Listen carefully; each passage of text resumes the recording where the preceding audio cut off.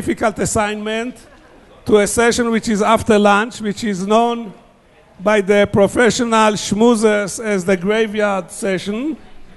And Danny Gillerman always have a story about when he gave a talk at this session and somebody fell asleep in the first row. And Danny told the guy next to him, "Can you wake him up?" So the guy looked at him and said, "You made him sleep, you wake him up." Okay, we are going to spend the next 50 minutes about trying to find what can we learn from Israel about how to create innovative and creative environment. Next to me is Avi Chelouche. Yoav Chelouche. Why I called you Avi Chelouche? Because your father, right. And let us first start with the fact that your family is somehow related to this neighborhood. Can you share with us, which was another type of entrepreneurship? Yeah, it was. Thank you very much, Yossi. It's a pleasure to be here. So probably 150 years ago, the whole Jewish community of this area was in Jaffa. The town got to be too small, too cramped, and too unhealthy.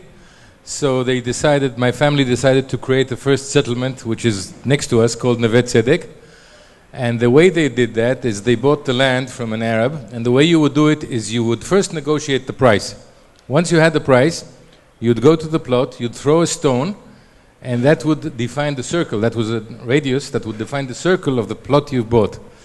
So my great-great-grandfather practiced for half a year stone throwing before he pitched it, and he bought the land, and he basically came to all his neighbors and suggested that he would give them the land for free under one condition, which is that they would build a house within 1 year, and then the plot would be theirs for free.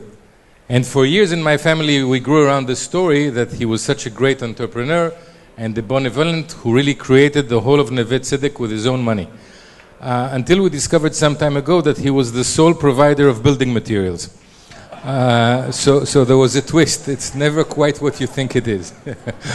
And then after that, they built this train station, which connected to Jerusalem. It took 4 years to build the whole railway system, and we have not been able in the following 100 years to recreate this engineering feat of having a railway from here to Jerusalem, but that's another story.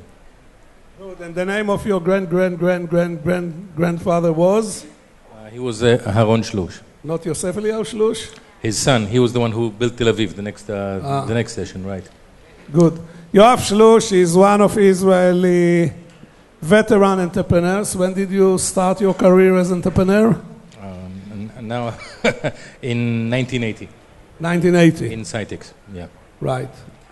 And Yoav is now the head of, what is the name of your organization this week? We have a high-tech organization which tries to cover the whole ecosystem in Israel. It's called IATI, that's the name of the week.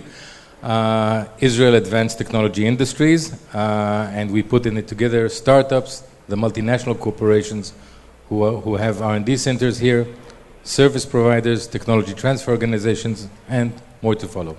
Now, this is supposed to be an interactive session. Oli, do you have a roving microphone at the audience? You have, good.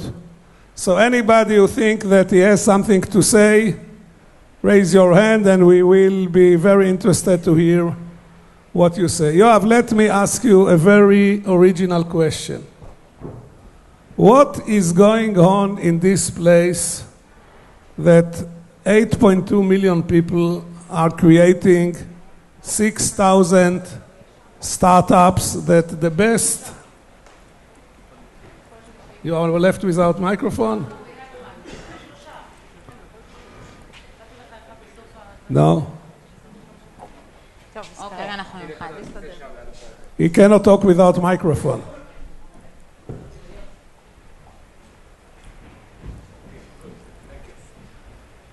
Okay.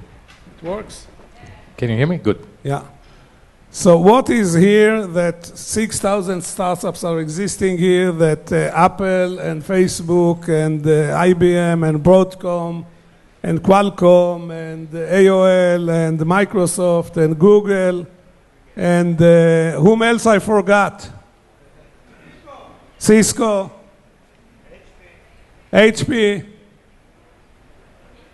Intel, 9,500 people. By the way, the list is 250 names long, so I don't think you want to wait for all of them. Yeah, we will mention all of them. So how do you explain it?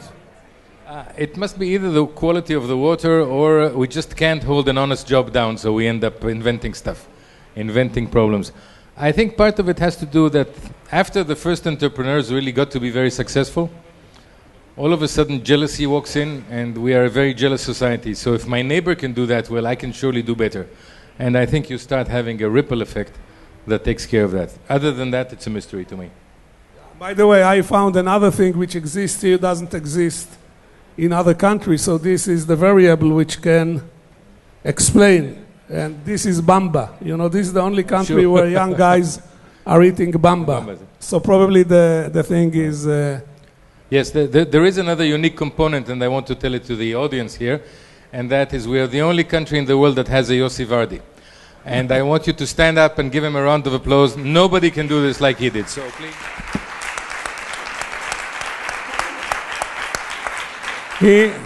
Let me tell you something with all honesty. He couldn't say it on a nicer guy. Actually, I tried to bet with somebody that I will once be able to render him speechless, and I failed again. So, okay. So jealousy is one. Yeah. Or maybe we can, on the positive side, call it role models. Yeah. Well, that's you becoming the nice guy. It is role models. In our society, the role models used to be that, there's this lady who walks with a stroller and she has twins in Tel Aviv, and she meets one of her friends, and the friend said, "Oh, what lovely babies you've got. Who of them is the engineer and who's the doctor?" Or the lawyer and the doctor, if you will. So those roles have now changed. So the assumption is that now both of them are going to be entrepreneurs. So definitely we've institutionalized the drive that what has happened here over time, through successes, through failures, through jealousy, through the role modeling, is that entrepreneurship has become a mainstream occupation here. And I think that's very rare. It's not obvious. It didn't used to be like that. And now that it's a bona fide occupation, if you will, things are sort of taking their own momentum, and it's building one on top of the other. The other thing I think is we're bored. I mean, we're in a part of the world where nothing happens. Our neighbors are perfectly nice to us. No agitation, no room for excitement. So at least on the professional side, try something new. Yoav, other than being a great entrepreneur, you worked with, I think, probably the greatest entrepreneur which we knew in recent years. Can you, for the benefit of the guys who didn't knew him, can you tell us a little bit about him? With pleasure. So for the sake of history, one of the leading entrepreneurs in the history of this country who really helped create the industry was a guy called Efi Harazi, born in Jerusalem, who started his life as a total misfit.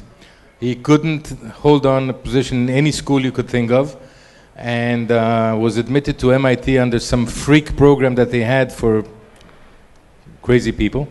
Then worked for NASA. He told them that he was graduate of the Institute of Technology of the Air Force, you know, which was... Yes, which was a technical high school for kids who weren't good enough to go through their regular program. And then he came back to Israel and started a company called Cytex. And the first mission was to become a defense contractor, which is something he knew something about, trying to create systems for the defense establishment here. That was the only buyer of technology at the time. That was strategy number one. Strategy number two was, how do we avoid bankruptcy? Because the Defense Department never paid its bills. And then they moved on to digital imaging, created a wonderful company called Cytex, which grew at its peak to 5,000 employees. And he was a self-taught entrepreneur, one of a kind, and many of us are his intellectual children, if you will. I think Efi created here a whole generation of entrepreneurs just by the role model he played. And another thing which we should mention here, the endless charisma, which is another thing I think which is very important. Oh yeah, the gentleman was blessed with looks, charisma, the ability to charm anybody around, whether it was an employee, a customer, or a banker. At that time, that was important. There were no VCs around, so you had to go to banks. And it was a God-given gift, and it was wonderful to work with him and for him.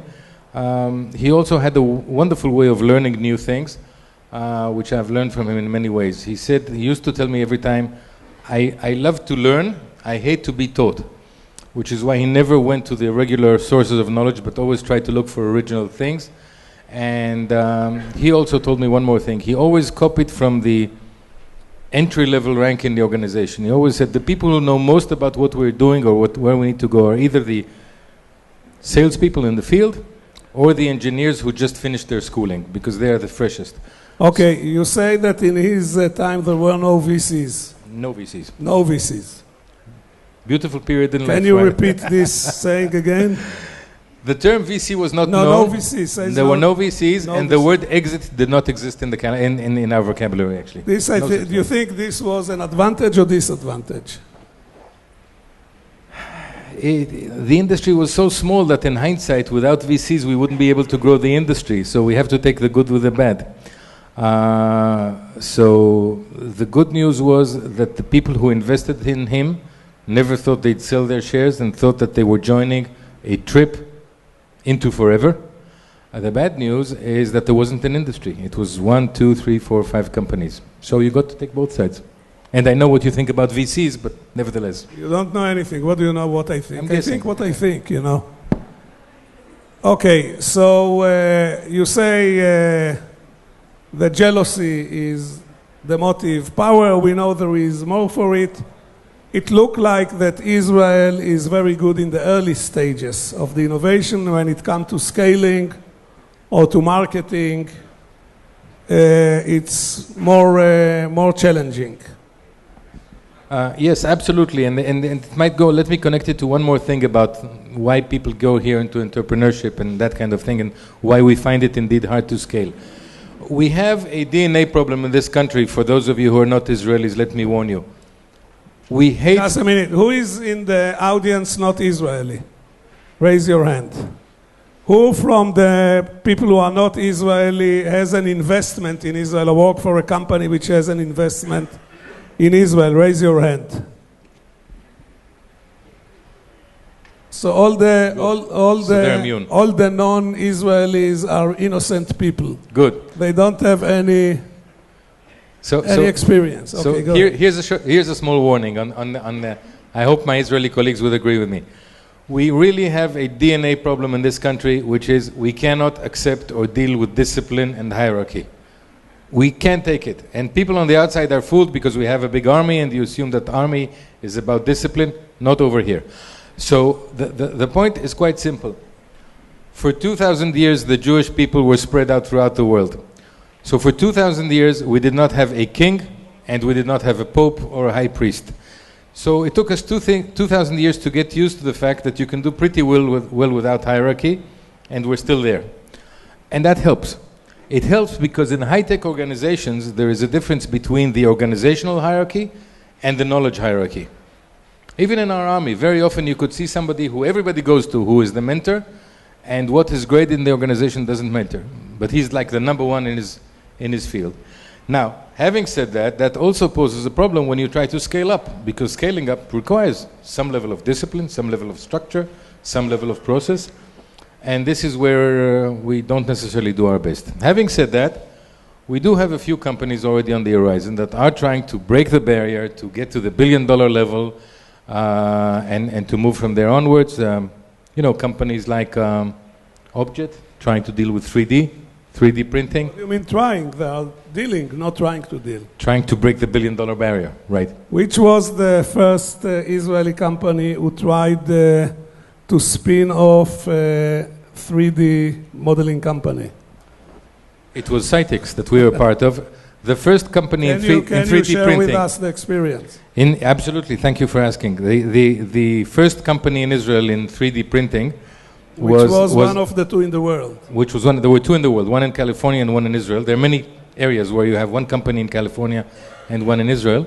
Company called Cubital which tried to create a fast, cheap, first ever 3D printer. Not cheap. The printer cost $1.5 million. We didn't get to the design goal. $500,000. The company was led by an unbelievable chairman at the time. His name is Yossi Vardi.